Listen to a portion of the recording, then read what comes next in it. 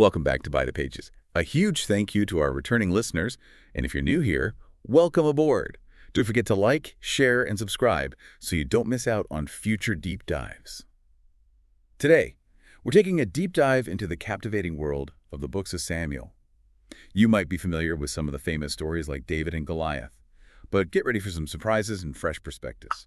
Yeah, these books are often overlooked, but they're crucial to understanding the transition of Israel, from a tribal confederation led by judges to a unified monarchy under a king. It sounds like a period of immense change, and I'm curious to learn how these books capture that. So, before we get into the specifics, can you give us an overview of the books of Samuel? What kind of structure are we looking at? Well, although we know them as 1 and 2 Samuel, they were originally a single book, later divided because of their length. Interestingly, the modern division doesn't quite match the narrative flow. So, how should we approach this structure to get the most out of it? Think of it as a 4-part structure. 1 Samuel chapters 1 through 7, then 8 through 31, followed by 2 Samuel chapters 1 through 21, and finally chapters 22 to 24. Each part focuses on a different aspect of the story, carefully weaving together the lives of Samuel, Saul, and David. A 4-part structure, you Right. say. That's fascinating. Can you elaborate on each part and the key themes they explore? Absolutely. The first part focuses on Samuel's rise as a prophet and leader. We're introduced to his mother, Hanna, whose heartfelt prayer for a child sets the stage for a recurring theme throughout the books: the humbling of the proud and the exaltation of the humble. Hannah's story is so powerful. It reminds us that even in our deepest struggles, we can turn to a higher power for comfort and guidance. It makes me think about how her experience might foreshadow the events that unfold later in the narrative. That's a great observation. The second part, spanning from 1 Samuel chapter 8 to 31, takes a dramatic turn as we witness the rise and fall of King Saul. The Israelites, eager to be like all the other nations, demand a king, much to the dismay of both Samuel and God. This part raises crucial questions about leadership, obedience, and the dangers of pride. I can see how this part might resonate with readers even today, wanting what others have, even if it goes against what we know is right. It's a very human experience. It certainly is, and the consequences of their demand unfold in a dramatic fashion. Saul, despite a promising start, falls prey to pride and disobedience, leading to his tragic downfall. It's a stark reminder that even those in positions of power are accountable for their choices. His story feels like a cautionary tale, reminding us that true leadership involves humility and staying true to one's principles, even when faced with difficult choices. Exactly. But amidst Saul's dramatic downfall, another key figure emerges: David, the shepherd boy who would become a legendary king. David. His story is one of courage, faith, and ultimately, even he faces challenges.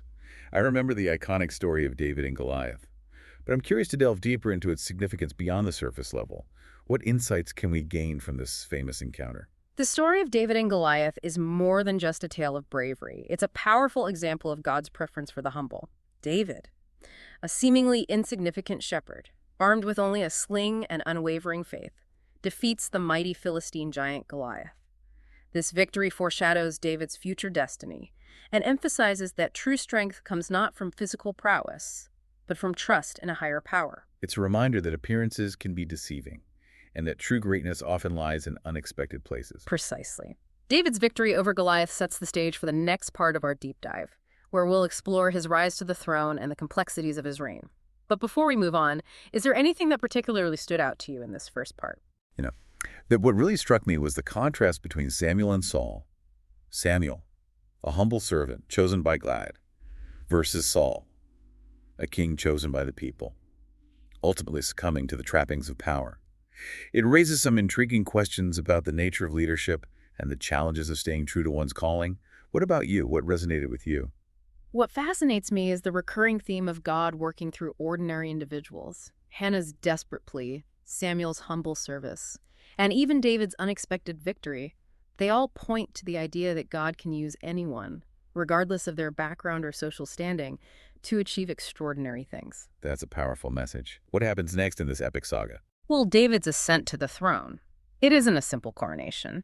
Parts 3 and 4 of the books of Samuel, covering 2 Samuel chapters 1 through 21 and 22 through 24, take us on a captivating journey through his reign, revealing both his remarkable achievements and his very human failings. Sounds like a roller coaster ride. Where do we begin? After Saul's death, David is anointed king of Judah, but the kingdom is fractured.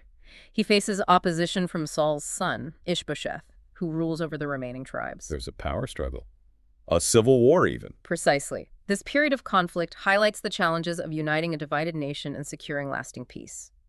But eventually, David's strength and charisma win over the people, and he unites all the tribes of Israel, establishing Jerusalem as the capital of his kingdom. What a pivotal moment. Jerusalem becomes the heart of David's kingdom, both politically and religiously. And to solidify its spiritual significance, David brings the Ark of the Covenant to Jerusalem, remember. This sacred chest housed the Ten Commandments, representing God's presence and covenant with Israel. This seems like a very deliberate act by David. What message was he sending by bringing the Ark to Jerusalem? By placing the Ark in Jerusalem, David declares it the spiritual center of his unified kingdom, linking his rule to God's divine authority. This act also sets the stage for a grand vision that David harbors, building a temple for God, a permanent dwelling place for the Ark. He consults the prophet Nathan, but God's response is unexpected. I'm on the edge of my seat. What does God say? God tells David that while his intention is noble, he is not the one destined to build the temple. Instead, God promises David a house, a lasting dynasty that will endure through his descendants. Wow, that's a powerful promise. It suggests that David's legacy will extend far beyond his own lifetime and influence generations to come. Exactly. This promise is crucial to understanding the broader biblical narrative. It foreshadows the coming of a future messianic king, descended from David's lineage, who will establish God's eternal kingdom and bring blessings to all nations. So David's story is not just about one man's rise to power, but connect to a much larger story of hope and redemption that unfolds throughout the Bible. Absolutely. But even as David achieves great things and receives this incredible promise, his story takes a dark turn. Despite being called a man after God's own heart, he succumbs to temptation and makes choices that have devastating consequences. Yes, the story of David and Bathsheba, a tale of adultery and deception, casts a shadow on his reign. How does this event shape the narrative? David's affair with Bathsheba and his subsequent attempts to cover it up reveal that even the most revered leaders are human and capable of grave mistakes. His actions set in motion a chain of events that bring immense suffering to his family and kingdom, demonstrating the far-reaching impact of our choices. It's a stark reminder that even those who seem to have it all can fall prey to temptation, and that our actions, regardless of our position or status, have consequences. Precisely. David's sin triggers a cycle of violence and betrayal within his own family. His sons repeat and even escalate his mistakes. Amnon's assault on his half-sister Tamar, and Absalom's subsequent rebellion against David illustrate how the sins of one generation can reverberate through the next. It's a tragic but all too familiar pattern, isn't it? How often do we see the consequences of past actions play out in the lives of those who come after us? It's a recurring theme throughout history and literature, highlighting the interconnectedness of our lives and the enduring power of choices, both good and bad. But even amidst the darkness, David's story offers a glimmer of hope. You're talking about his repentance. Right. How does that factor into his story? When confronted by the prophet Nathan, David acknowledges the severity of his actions and expresses genuine remorse. God forgives him. But as we've seen, forgiveness doesn't erase the consequences. David's story isn't about escaping the repercussions of his actions, but about navigating the difficult path of restoration and reconciliation. It's a powerful reminder that true repentance involves taking responsibility for our actions and actively working to repair the damage we've caused. And even though there will be consequences, there's always the possibility of healing and growth. That's a crucial point. David's story reminds us that even in the face of our failings, we can find redemption and a way forward. His example encourages us to confront our own shortcomings, seek forgiveness, and strive to live in alignment with our values. As we enter the final chapters, I'm curious to explore what legacy David leaves behind and what lessons we can glean from his life. Well, the final chapters of 2 Samuel offer a sobering yet hopeful reflection on David's later years. We see him grappling with the consequences of his past actions, facing challenges both within his family and from external threats. It's not the triumphant ending one might expect for a king who achieves so much. It sounds like these chapters offer a more nuanced perspective on David's reign, acknowledging his humanity and the lasting impact of his choices. Exactly. We see David confronting the repercussions of his sin with Bathsheba, dealing with lingering unrest within his kingdom, and facing opposition from within his own family. It's a reminder that even after seeking forgiveness and experiencing restoration, The consequences of our actions can continue to shape our lives and those around us. It's a powerful message about the importance of personal accountability and the ripple effect of our choices. Indeed. But even as David navigates these challenges, we also see glimpses of his enduring faith and his commitment to seeking God's guidance. He doesn't shy away from the difficulties he faces, but confronts them with a mix of humility and determination. So, despite the turmoil, David's story isn't just about decline and regret. There's still a sense of purpose and a glimmer of hope. Absolutely. Remember, God's promise of a lasting dynasty, a house that will endure through David's descendants, remains in effect. These final chapters set the stage for the next phase in Israel's history, paving the way for David's son Solomon to ascend to the throne. Ah, Solomon, known for his wisdom and the flourishing of Israel under his rule. Exactly. Solomon inherits a kingdom that has been through immense upheaval, yet he also benefits from the lessons learned during his father's reign. He builds the temple that David longed to construct, signifying a period of peace and prosperity for Israel. So, in a way, David's story doesn't end with his own death, but continues through the legacy he passes on to his son. Precisely. The books of Samuel don't just offer a chronicle of one man's life, but paint a broader picture of God's faithfulness and his overarching plan for his people.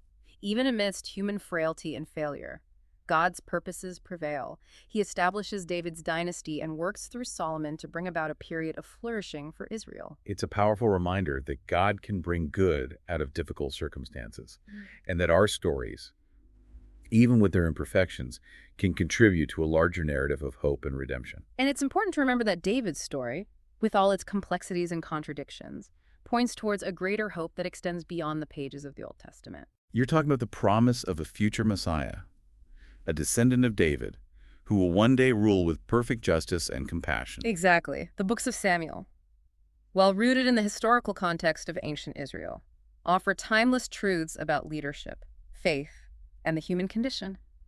They invite us to reflect on the complexities of power, the consequences of our choices, and the enduring hope found in a God who is faithful even when we falter.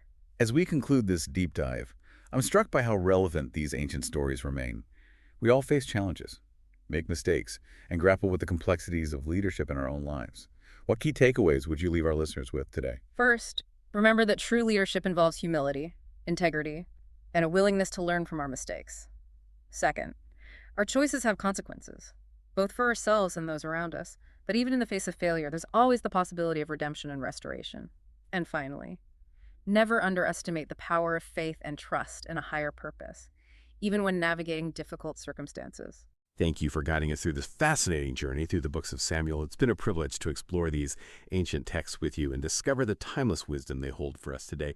And to our listeners, we encourage you to continue exploring by the pages and uncovering the hidden treasures within the stories that have shaped our world.